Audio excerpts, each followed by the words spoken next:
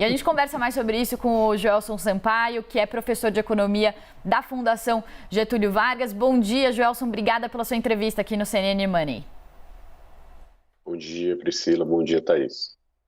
Professor, queria seguir aí nesse assunto que a Thaís trouxe um panorama aí bem interessante sobre as metas de inflação, também para juros, uma discussão importante que está acontecendo agora entre os economistas é se o Banco Central deveria ser mais agressivo com os juros ou não, se essas metas de inflação, elas deveriam ser elevadas para que o Banco Central não precisasse ser tão agressivo com juros para trazer a inflação para a meta. Queria saber qual que é a tua opinião sobre isso. E aproveitando o gancho também que a gente tem hoje, a divulgação, né, do IPCA 15, de mais um dado de inflação aí, que deve mostrar a inflação ainda elevada.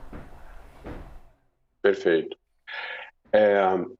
Essa redução da meta e a trajetória dessa redução já é uma política escolhida há bastante tempo e o Brasil tem implementado. Então, a princípio, o que o governo tem feito é mantido, né, essa política de redução da meta para alcançar os 3%. A gente sempre tem um desafio, Priscila, que você tem hoje uma inflação muito elevada, que tem aí afetado muito o poder de compra das famílias, né? Até porque os salários não têm acompanhado, isso é importante também destacar, ou seja, a gente tem uma inflação alta com o reajuste salarial que não consegue acompanhar, isso impacta aí o poder de compra das famílias. E isso fez com que o Banco Central tivesse que aumentar severamente a taxa de juros, né? Então esse é basicamente o instrumento de política monetária para combate à inflação que o Brasil utiliza há bastante tempo. E a gente já tem observado efeitos aí e tende a observar até o final do ano de arrefecimento dessa inflação que está ainda acima de um dígito. O ponto tem esse custo, né? Ou seja, o efeito colateral é o impacto negativo em crescimento econômico, não só para o ano de 2022, mas para frente também, até porque há uma expectativa de permanência por mais tempo dessa taxa de juros elevada.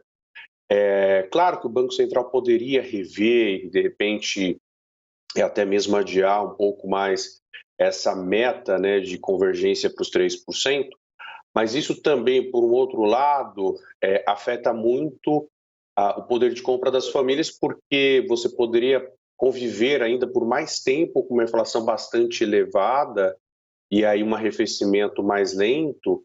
E como a gente tem observado, os salários deles acabam não acompanhando, né? Então, é sempre um desafio, né? Ou seja, o que você vai escolher, porque você vai ter um custo no final. Então, se o Banco Central também ele muda essa trajetória, além de afetar ali as expectativas, né? Ele vai ter um convívio com uma inflação no nível mais alto.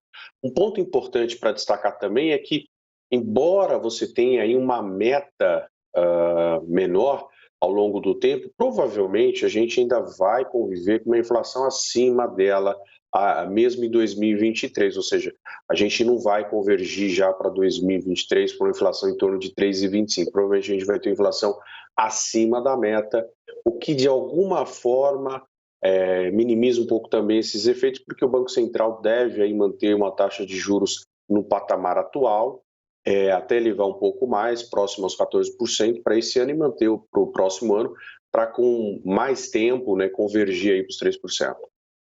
Professor, eu queria agora rapidamente te ouvir sobre qual é a maior preocupação sobre essa dinâmica inflacionária. A gente está vendo as imagens ali, agora está passando o agro, mas acabamos de ver também imagens sobre serviços, que é um setor da economia que responde aí pela maior parte do PIB e que tem uma dinâmica inflacionária que responde menos à alta dos juros. É essa inflação dos serviços que preocupa?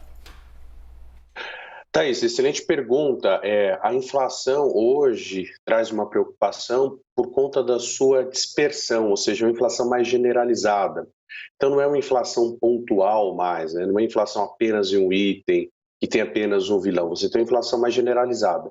E aí duas coisas preocupam bastante, né? Mesmo aumentando a taxa de juros, isso pode aí, de alguma forma, diminuir aquele impacto mais rápido do aumento da taxa de juros e a gente ter uma queda mais lenta da inflação.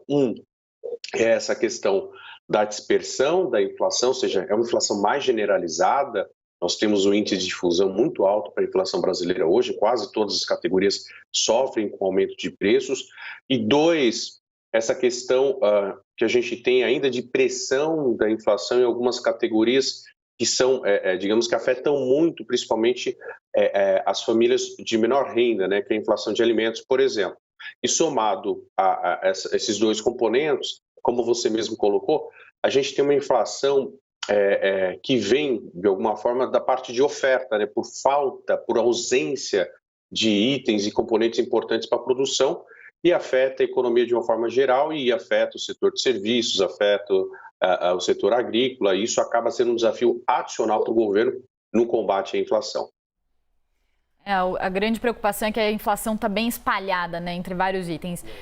Professor, muito obrigada pela entrevista. A gente conversou com o Joelson Sampaio, que é professor de economia da FGV. Até uma próxima. Bom dia. Ele está já em sala de aula, né? Já acordou, já saiu de casa. Geralmente a gente sabe que os nossos entrevistados aqui podem estar de pijama da parte para baixo, mas o Joelson já estava em sala de aula. Daqui a pouquinho vai começar a sexta-feira.